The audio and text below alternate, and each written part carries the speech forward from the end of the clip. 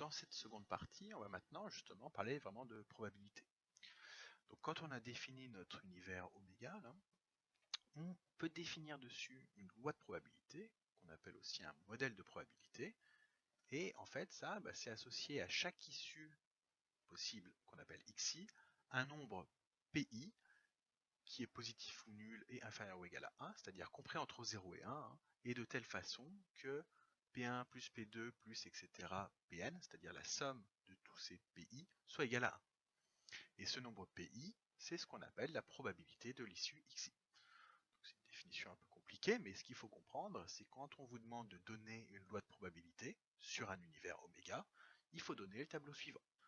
Donc dans la première ligne, on va lister toutes les issues possibles, donc x1, x2, etc. jusqu'à xn. Et à chacune de ces issues, on associe une probabilité, P1, P2, P3, etc. jusqu'à Pn, de telle façon que la somme des P1, P2, P3, etc. jusqu'à Pn soit égale à 1. Donc tout de suite, on va voir un exemple. On reprend l'exemple du dé à 6 faces. On va avoir deux cas différents. Le premier, c'est si le dé est équilibré. Alors, chaque face a la même probabilité de sortir, c'est-à-dire 1/6.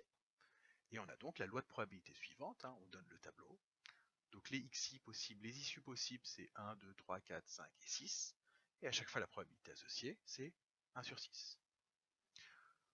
Au passage, on va voir cette première propriété, et ce qu'on appelle l'équiprobabilité. Donc c'est dans le cas où on associe à chacune des n issues possibles de l'expérience la même probabilité petit p d'arrivée. On parle d'équiprobabilité et on a alors la probabilité qui est égale à 1 sur n. Dans le cas du dé à 6 faces, n il est égal à 6 et on a bien la probabilité qui est égale à 1/6. Équiprobabilité, équi ça veut dire égal, donc c'est probabilité égale. Donc on va démontrer rapidement cette propriété 1. Et donc en effet, on a la loi de probabilité suivante. On a n issues, x1, x2, x3, etc. jusqu'à xn, et à chacune de ces issues, on a associé la probabilité petit p. On sait que la somme des probabilités est égale à 1, c'est-à-dire qu'on a p plus p plus p plus p n fois, qui est égal à 1. C'est-à-dire n fois p qui est égal à 1, et donc en divisant cette dernière égalité par n des deux côtés, on a p qui est égal à 1 sur n, et c'est ce qu'il fallait démontrer. Donc ça, c'était la première partie de l'exemple sur le dé à 6 faces lorsqu'on a équiprobabilité. Maintenant, là, on peut considérer une seconde partie, c'est si on a un dé qui n'est pas équilibré. Donc toutes les faces n'ont pas la même probabilité de sortir, donc il n'y a pas équiprobabilité.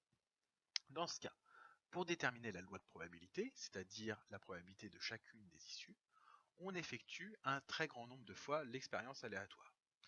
On a une propriété qui s'appelle la loi des grands nombres, qui nous dit que lorsqu'on effectue un très grand nombre de fois une expérience aléatoire, qu'on regarde la fréquence d'apparition de chacune des issues, en fait, cette fréquence, au bout d'un moment, elle se stabilise vers une valeur, et que cette valeur, c'est la probabilité de l'issue.